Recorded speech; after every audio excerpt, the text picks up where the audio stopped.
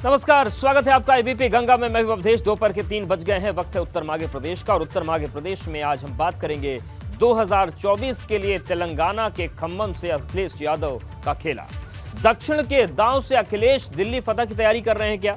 लेकिन इस प्लान में कांग्रेस शामिल नहीं है। केजरीवाल, केसीआर, केरल के मुख्यमंत्री और कई विपक्षी दलों के साथ मिलकर नई रणनीति बन रही है। अपने प्लान को अमली जामा पहनाने के लिए अखिलेश यादव 2 दिन से तेलंगाना में डटे हैं। तो दूसरी तरफ यूपी सरकार भी तेलंगाना की राजधानी में निवेश के लिए रोड शो कर रही है।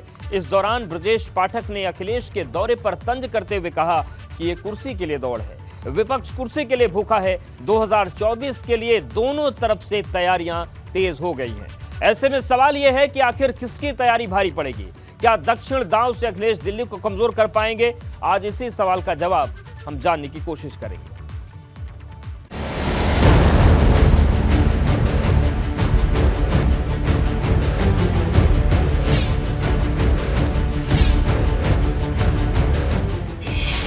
मिशन दिल्ली के लिए विपक्ष का दक्षिण दौड़। तेलंगाना में जुटे केसीआर के साथ अखिलेश केजरीवाल। राइट के खिलाफ लेफ्ट का भी साथ। और अभी आगे चुनाव है, तो निश्चित तौर पे चुनाव भी 24 भी एक महत्वपूर्ण चुनाव है। देश के परिणाम को बदलने वाला चुनाव है, देश के भविष्य को तय करने वाला चुनाव है। तो समाजवादी पार्टी भी उसको पूरी गंभीरता से ले रही है और लेगी।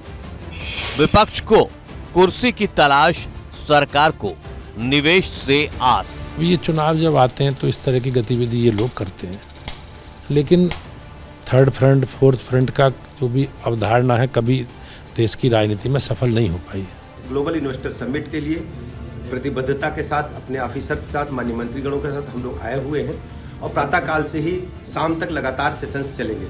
विभिन्न उद्योगपतियों से हमारी बात होगी। दूसरी तरफ हमने देखा कि जो विपक्षी दल है, समाजवादी पार्टी के मुखिया अखिलेश यादव यहीं आए हुए हैं और वो तीसरे फ्रंट की तलाश में है। तेलंगाना दौरे पर तकरार, 24 में किसकी नैया होगी पार? दिल्ली फतह का दक्षिण प्लान। तेलंगाना दौड़ पर अखिलेश वर्सेस सरकार।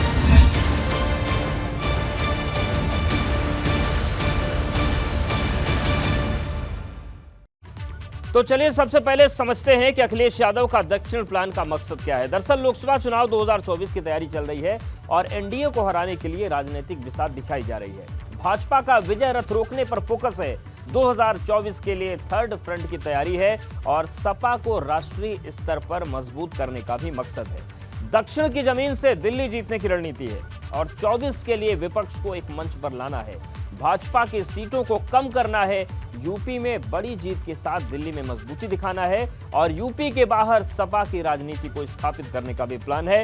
राष्ट्रीय स्तर पर MY समीकरण को मजबूत करना है और ये पूरी तस्वीर बन रही है। तो क्या अखिलेश कुर्सी पाने के लिए तेलंगाना गए हैं? ये सवाल इसलिए क्योंकि यूपी में निवेश के लिए योगी सरकार के मंत्री तेलंगाना में हैं और इस मौके पर ब्रजेश पाठक ने अखिलेश के दौरे को कुर्सी से जोड़ दिया। अखिलेश के दौरे पर डिप्टी सीएम ब्रजेश पाठक ने सवाल उठाए। विपक्षी दल कुर्सी की भूख मिटाने के लिए दूसरे हिस्सों में दौड़ रहे हैं। अखिलेश यादव तीसरे फ्रंट की तलाश में हैं, ये ब्रजेश पाठक ने कहा। उन्होंने कहा कि हम यूपी के लिए उद्योगपतियों से मिलने हैदराबाद आए हैं। यूपी की जनता को ध्यान से देखना चाहिए कि हम निवेश तलाश रहे हैं और सपा को कुर्सी चाहिए। इस सवाल पर चर्चा करने से पहले हम आपको 2 तस्वीरें भी दिखा देते हैं। दोनों तस्वीरें तेलंगाना की है। पहली तस्वीर केसीआर की पार्टी के मेगा शो में पहुंचे विपक्ष की। अखिलेश यादव, अरविंद केजरीवाल और लेफ्ट के नेताओं को देख सकते हैं आप। वहीं दूसरी तस्वीर तेलंगाना की राजधानी हैदराबाद की है, जहां पर यूपी सरकार निवेश के लिए रोड शो कर रही है, यानी कि यूपी के विकास के लिए उद्योगपतियों को बुलाने की कोशिश हो रही है और इसमें डिप्टी सीएम ब्रजेश पाठक मौजूद है। तो देखिए तस्वीर हम आपको दिखा रहे हैं किस तरीके से तेलंगाना के मुख्यमंत्री ने सभी का स्वागत किया और ये थर्ड फ्रंट जो बन रहा है इसमें कांग्रेस की कोई भूमिका नहीं है। कांग्रेस से अलग थर्ड फ्रंट बनाने की कोशिश हो रही है। अब कितनी सफलता मिलेगी ये देखने वाली बात होगी। और चलिए अब मेहमानों का रुख कर लेते हैं। हमारे साथ जेबा यास्मीन जी जुड़ गई हैं, प्रवक्ता सपा। थोड़ी देर में हमारे साथ हीरो वाजपेयी जी भी जुड़ेंगे, प्रवक्ता भाजपा। डॉक्टर उमाशंकर पांडे जी भी जुड़ेंगे, प्रवक्ता कांग्रेस। और हमारे साथ ब्यूरो चीफ वीरेश पांडे भी जुड़ गए हैं। वीरेश जी, सबसे पहले आपके पास ही आ रहे हैं। पक्ष और विपक्ष दोनों ही तेलंगाना में है, और अगर तेलंगाना के अलावा हम दक्षिण के राज्यों की बात करें, वहां की लोकसभा सीटों की बात करें, तो 140 के आसपास आंकड़ा रहता है, और पश्चिम बंगाल भी जोड़ लें तो लगभग 170 के आसपास चीजें पहुंच जाती हैं। तो क्या ये जो प्लान बन रहा है कि यूपी या फिर दिल्ली में फतह करने के लिए हम दक्षिण प्लान को कामयाब करें, कितनी संभावनाएं दिख रही, क्या चल रहा है? देखिए अवधेश, दक्षिण से आज एक नए राजनीतिक समीकरण का जन्म हो रहा है। याद कीजिए 95-96 का वो तीसरा मोर्चा, ये जो नया समीकरण है वो एनडीए और यूपीए के गठबंधन से अलग का समीकरण है और तीसरा फ्रंट है। अखिलेश यादव यूपी से, पंजाब से मान, दिल्ली से केजरीवाल, लेफ्ट पार्टी और केरला से विजयन, ये सारे लोगों का इकट्ठा होना, केसीआर के नेतृत्व में मेजबानी में एक मंच पर होना एक नए समीकरण का आगाज है। जो याद करिए तो वो 96 की वो सरकार है, याद करिए तो उस तीसरे मोर्चे में प्रधानमंत्री देवगौड़ा और गुजराल बने थे, और उत्तर प्रदेश में मुलायम सिंह यादव एक महत्वपूर्ण किरदार के तौर पर उभर कर आए थे और देश के रक्षा मंत्री बने थे और एक बड़ी भूमिका थी। ऐसे में यानी हम कहें तो कांग्रेस के नेतृत्व के यूपीए गठबंधन से अलग और भारतीय जनता पार्टी के गठबंधन एनडीए से अलग एक नए समीकरण का आज जन्म हो रहा है, जो 24 के चुनाव के मद्देनजर बहुत ही महत्वपूर्ण है। क्यों नहीं अखिलेश यादव भारत जोड़ो यात्रा में बुलाने पर भी गए, नहीं गए, लेकिन केसीआर के साथ मंच साझा कर रहे हैं। ये वही धरती है,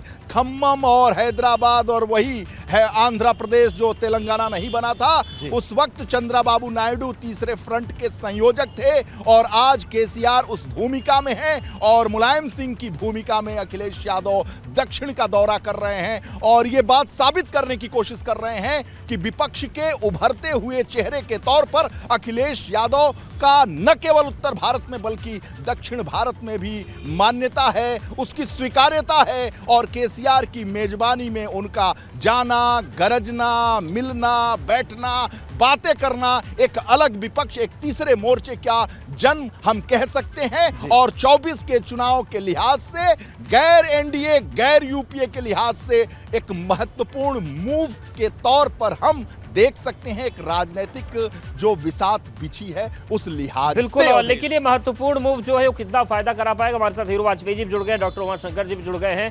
जेबा यास्मीन जी आपके पास आ रहे हैं। जैसा कि वीरेश जी बता रहे हैं कि एक दौर था जहां पर एक फ्रंट बनाया गया था, उन्होंने देवगौड़ा साहब की बात की, गुजराल साहब की बात की।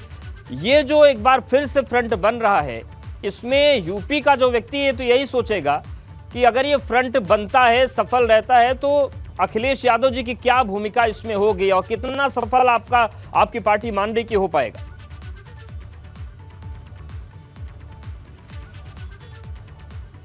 मुझसे पूछ रहे हैं अवधेश जी? नहीं, ये सवाल मेरा जेबा जी से था। जेबा जी बोलिए। 2022 के अगर चुनाव को हम असेंबली इलेक्शंस को नजर में रखते हैं तो एक अच्छी बढ़ोतरी हमें वोट बैंक में मिली थी, और जिससे हमें मोटिवेशन मिला है 2024 में हम लोकसभा सीट्स पे अच्छे से लड़ेंगे भाजपा के खिलाफ। जहां तक बात नेशनल लेवल पे फ्रंट बनाने की है, तो जो भी हमें मजबूत लोग दिख रहे हैं हम उनके साथ गठबंधन करके आगे चलेंगे, उनके साथ सपोर्ट करके आगे चलेंगे। बाकी जब रिजल्ट आएगा उसके बाद ही डिसाइड हो सकता है कि कैंडिडेट कौन है। जहां तक बात है कि अखिलेश यादव जी का रोल क्या रहेगा, हमारी भूमिका नेशनल फ्रंट पे भाजपा के खिलाफ लड़ने में अहम भूमिका रहेगी, क्योंकि उत्तर प्रदेश एक बड़ा सूबा है जहां से 80 सीटें लोकसभा की आती हैं, और इस बार हमारी जो रणनीति चल रही है, हम सारी ही सीटों पे अच्छी और मजबूती से लड़ेंगे। जी बिल्कुल। डॉक्टर उमाशंकर जी, बीते 9 साल की बात करें तो कांग्रेस ने कई ऐसे मंच दिखे जहां पर कांग्रेस और पूरा विपक्ष इकट्ठा हुआ, लेकिन भारत जोड़ो यात्रा आप लोगों ने अभी की, एक बड़ा हुजूम दिखा, लेकिन क्या विपक्ष को भी आप पर भरोसा नहीं रहा? जो विपक्षी एकजुटता की आप लोग बात करते हैं, लेकिन जो अब जो थर्ड फ्रंट बन रहा है उसमें कोई कांग्रेस का नाम लेना नहीं चाह रहा। देखिए, एक बात तो स्पष्ट है कि भारत जोड़ो यात्रा किसी चुनाव की तैयारी नहीं है। और ना ये कांग्रेस पार्टी एक राजनीतिक दल के रूप में ये यात्रा शुरू हुई। तमाम दलों के लोगों को, तमाम एनजीओज को, तमाम सिविक सोसाइटी के लोगों को आमंत्रित किया गया था और तमाम लोग सशरीर उसमें उपस्थित हुए। कुछ लोग उपस्थित नहीं हो पाए तो उन्होंने पत्र के माध्यम से अपनी शुभकामनाएं भेजी हैं। अखिलेश यादव जी हों या मायावती जी, उन लोगों ने भी अपनी शुभकामनाएं भेजी हैं। जयंत चौधरी जी की पार्टी के लोग वहां पर उपस्थित थे, महान दल के लोग उपस्थित थे, पीस पार्टी के लोग उपस्थित थे, भीम आर्मी के लोग भी उपस्थित थे जब उत्तर प्रदेश के गाजियाबाद से ये यात्रा आई।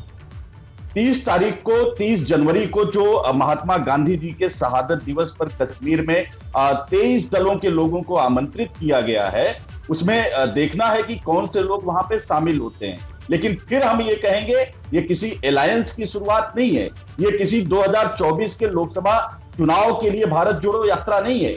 जो लोग नफरत के खिलाफ है, महंगाई बेरोजगारी के खिलाफ है, तमाम तरीके के भ्रष्टाचार के खिलाफ है, असंवैधानिक संस्थाओं के अपहरण के खिलाफ है, जो लोग डूबती अर्थव्यवस्था के खिलाफ है, उन लोगों को 30 जनवरी को इस यात्रा में शामिल होने के लिए ठीक है। यानी कि आपका जो ट्रेलर है वो 30 को दिखेगा कि 30 को क्या तस्वीर बनती है। हीरो वाजपेयी जी, देखिए जो पूरी कवायद है वो सीधा खुली और डंके की चोट पर है कि भाजपा को रोकना है। आप लोग तैयार हैं इस युद्ध के लिए? हीरो वाजपेयी जी देखिए, भारतीय जनता पार्टी देखिए अवधेश जी, भारतीय जनता पार्टी एक कैडर बेस्ड पार्टी है। हमारे कार्यकर्ता, हमारे नेता 24/7 काम करने वाले हैं और लगातार पिछले चुनाव दर चुनाव आप देखते आ रहे होंगे कि भारतीय जनता पार्टी जनता के बीच में पहुंची है। चाहे कोरोना काल रहा हो और चाहे ऐसे लोग उन तक अन्न पहुंचाना हो, तमाम और योजनाएं जो जनता तक सीधी पहुंची और जब बीच के बिचौलियों का रोल खत्म हुआ और उसकी वजह से जनता का आशीर्वाद लगातार चुनाव दर चुनाव मिलता जा रहा है।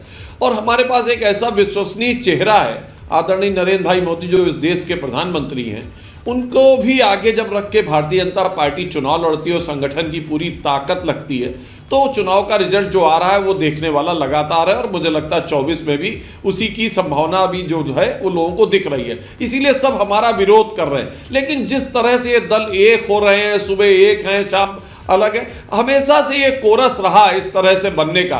कांग्रेस उत्तर प्रदेश में 32 साल से अपने अस्तित्व के संकट से जूझ रही है। ये अलग बात है कि अब बिना उत्तर प्रदेश के कोई दल जीत की कल्पना करे, सरकार बनाने करे, मुझे लगता है केवल मोगेरी लाल के हसीन सपने। और जहां तक इस विपक्ष की बात है, ये हमेशा चलता है, शुरू में चलता रहता है, चुनाव से पहले हम 7-7 हैं और अंत में हम 7-8 हैं, 7-8 प्रधानमंत्री पद के दावेदार हो जाते हैं। और जनता भी जान रही, देश को एक कड़ी एक सूत्र मजबूत लेकर चलने का केवल और केवल मादा आदरणीय नरेंद्र भाई मोदी में है। इसलिए जनता का आशीर्वाद पुनः 2024 में मोदी जी को मिलने जा रहा है और उत्तर प्रदेश में योगी जी के नेतृत्व में हम 80 की 80 सीटों पर विजय प्राप्त करेंगे।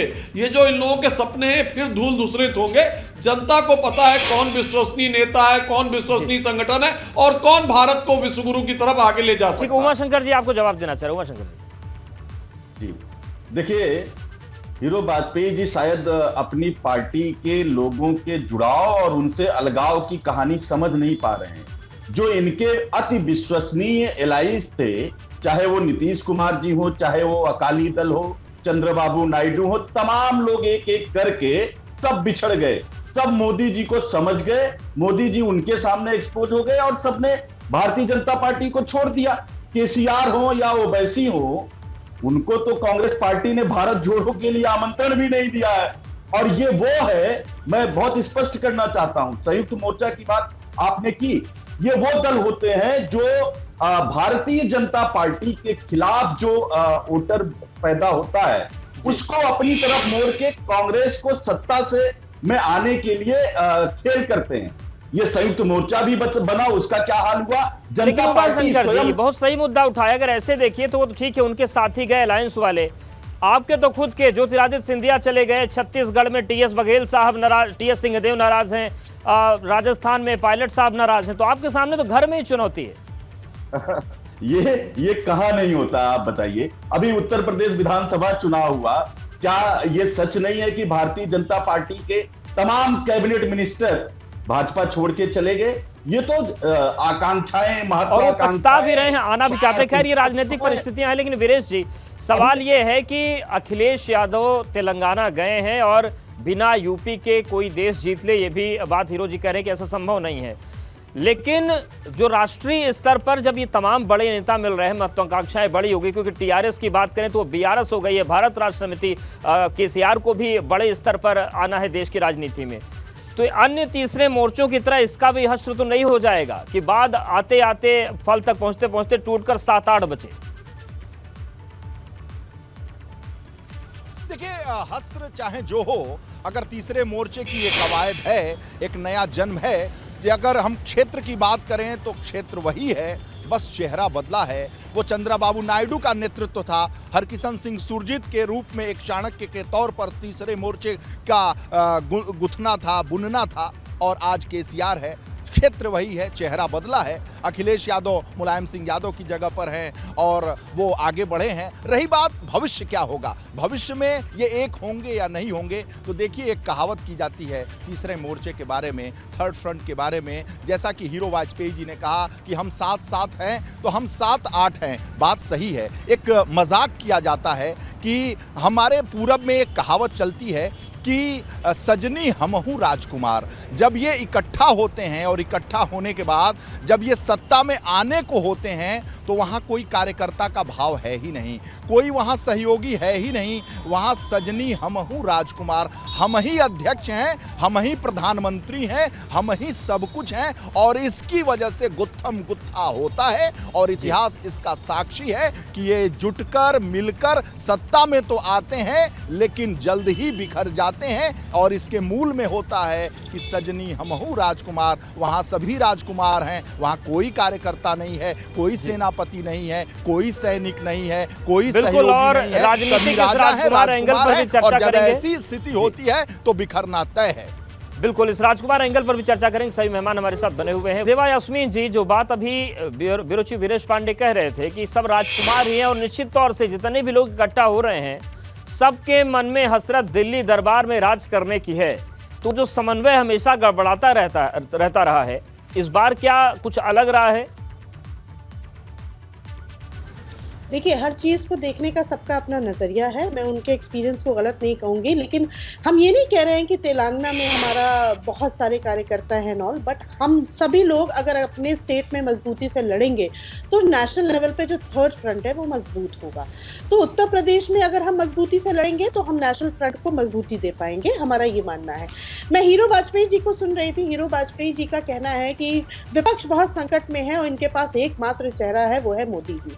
देखिए, गुजरात में बहुमत मिली, होम स्टेट है इनका, उसमें भी 50 किलोमीटर रोड शो करने के बाद कितनी जद्दोजहद से जीतना पड़ा। हिमाचल हार गए, दिल्ली के एमसीडी चुनाव में मोदी मैजिक नहीं चला, लोकसभा जो उपचुनाव हुआ उत्तर प्रदेश में उनका, उसमें इनका मोदी मैजिक नहीं चला। तो बहुत जगह इनका मोदी मैजिक नहीं भी चल रहा है। उत्तर प्रदेश में जो अभी 2022 में चुनाव हुए थे उसमें भी सीट्स कम ही हुई हैं, बड़ी नहीं है इनकी। तो जहां तक बात है, भाजपा भी काफी संकट में है। इसीलिए कल मोदी जी का बयान भी आया है कि सिर्फ मोदी के नाम पे वोट मत मांगिए, अपनी बयानबाजी से बचिए। तो कहीं ना कहीं भारतीय जनता पार्टी अपनी गलत बयानबाजी से, अपनी गलत नीतियों से कहीं ना कहीं नीचे खिसकते हुए ही दिख रही है। तो ऐसे में भारतीय जनता पार्टी के लिए भी संकट है और विपक्ष जो है वो मजबूती से अपने आप को एकजुट करने की कोशिश कर रहा है। ठीक है, हीरो वाजपेयी जी। देखिए, मैंने सुना और मैं देखिए मानता हूं कि जो भी ये कवायद हो रही है, ये एक शो वाली कवायद है कि मैं आपके यहाँ जाऊँ, आप मेरे यहाँ जाएं। इन पार्टियों का ना तो कोई कॉमन मिनिमम एजेंडा है, ना कोई सीट शेयरिंग प्लान है। ना केसीआर यहाँ एक सीट जीत सकते, ना अखिलेश वहाँ एक सीट जीत सकते।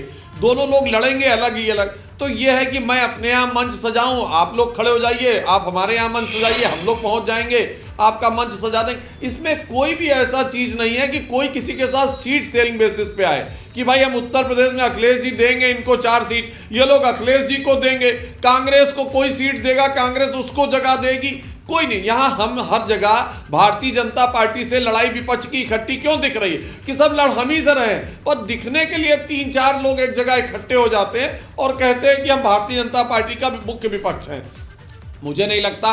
उत्तर प्रदेश के संदर्भ में आप बात करिए, भारतीय जनता पार्टी सत्तारूढ़ पार्टी है, यहाँ पर योगी आदित्यनाथ के नेतृत्व में दोबारा हमारी एक मजबूत सरकार चल रही है। अब हमसे चुनाव लड़ने के लिए एक कोने पे कांग्रेस है, एक कोने पे सपा है, एक कोने पे बसपा है और एक कोने पे अभी ओवैसी जी आ जाएंगे और अन्य तमाम दल जो तमाम जगह बने वो चुनाव लड़ने आ जाते हैं। तो मुझे लगता है कि चुनाव में जनता भी अब धीरे धीरे जान गई, ये परिवारवादी दल हैं, ये क्षेत्रवादी दल हैं और इनका संपूर्ण राष्ट्र में कोई भी सरोकार नहीं है। ये अपने परिवार के लिए लड़ रहे, अपनी सत्ता के लिए लड़ रहे, अपनी व्यवस्था के लिए लड़ रहे, अपने लोगों को सम्मान दिलाने के लिए लड़ रहे। इनका जनता के वोटों से कोई सरोकार नहीं कि हम राष्ट्र निर्माण के लिए लड़ रहे हैं। हाँ, माना जाए तो एक तरह से कांग्रेस जरूर पूरे देश में एक बड़ी पार्टी है और जितने भी दल ये सब दौड़ भाग कर रहे हैं उन सबसे ज्यादा सीटें भी कांग्रेस की आ रही, भले वो अर्धशतक पूरा ना कर पा रहे हो, लेकिन कांग्रेस एक राष्ट्रीय पार्टी है और जो भी सिनेरियो आपको पूरे देश में दिख रहा है वो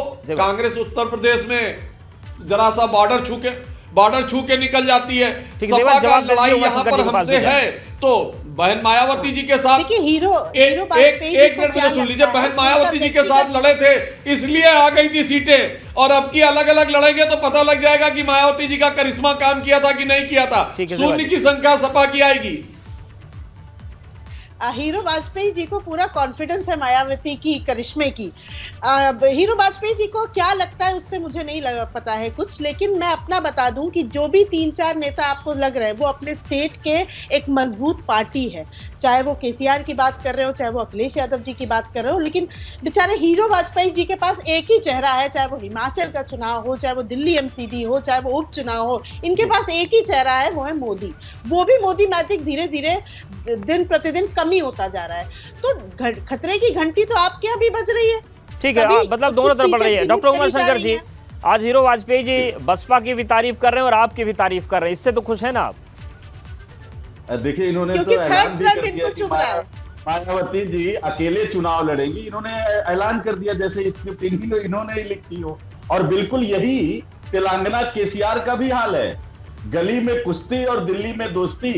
क्या टीएसआर का हम लोगों ने देखा नहीं है कि कैसे तमाम मुद्दों पर पार्लियामेंट में भारतीय जनता पार्टी का समर्थन करते हैं? और ये जो त्रिकोण है ओवैसी का, केसीआर का और भाजपा का, ये किसी से छिपा नहीं है। कौन भाजपा का बी टीम है, कौन सी टीम है, हर कोई जानता है। और मोदी मैजिक का हाल सुन लीजिए, आसाम, उत्तर प्रदेश और गुजरात 3 राज्य छोड़ दीजिए, बाकी जगह या तो इनकी लूली लंगड़ी सरकार है या लूटी हुई सरकार है। अपने दम पर ये कहीं सरकार में नहीं है, तो ये मोदी मैजिक है। और अब क्या है, किसान इनके साथ नहीं है, दलित इनके साथ नहीं है, ओबीसी इनके साथ नहीं है। अब मुस्लिमों को अपनी तरफ खींचने का खेल कर रहे हैं कि पसमानदा आ जाओ, बोहरा आ जाओ। अरे भैया, अभी तो मुसलमानों को पाकिस्तान भेज रहे थे। ठीक है, नहीं कि राजनीति में सभी की अपनी अपनी एबीसीडी है। अब देखने वाली बात होगी कि जनता को किसकी एबीसीडी पसंद आती है। आप सभी का बहुत शुक्रिया। वीरेश जी, आपका धन्यवाद तमाम राजनीतिक प्रदेश को समझाने के लिए। जो पूरी तस्वीर है दक्षिण के जरिए दिल्ली पर शासन की जो प्लानिंग है वो कितनी सफल होगी और कितनी मजबूत होगी वो देखने वाली बात होगी, लेकिन कवायद जारी है उत्तर मांगे प्रदेश में फिलहाल।